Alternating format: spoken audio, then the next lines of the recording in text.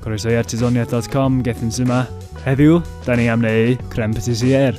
So, gyda ni'n yolks fyma. A mission of the day ni wedyn wedi stopio nhw sgramblo.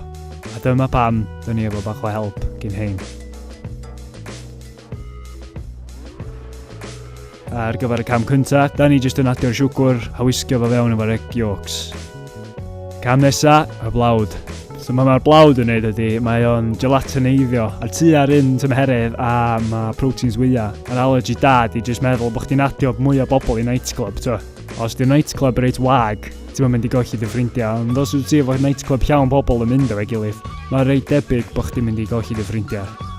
Unwaith mae'r blawd I fewn, geith y llefrith poeth mynd sydd I fewn i'r wy.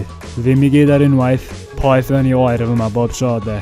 Dwi o cnesu'r wyau efo'r llefrith, ddim oeri'r llefrith efo wyau. Dwi'n meddwl amdano fo, fatha chdi'n cnesu'r bath tra ti yna fo o'r tap, neu chdi jyst yn jumpio'n syth fewn i'r bath. Lwcus I chdi, di o mewn gyda'r broses sy'n cymryd I hir unwaith ti di roed yr batch cynta lefrith na fewn, gyda holl beth gael I tipio fewn, a ar y stof o fo eto.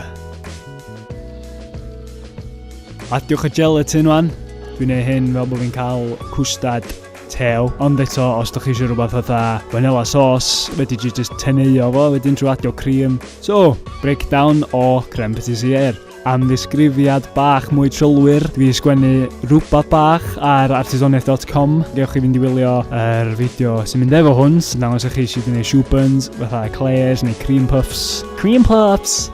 Mwan o enw fi Di Gethin o artisoniaeth.com. Diolch am watchad a welai chi tro nesaf.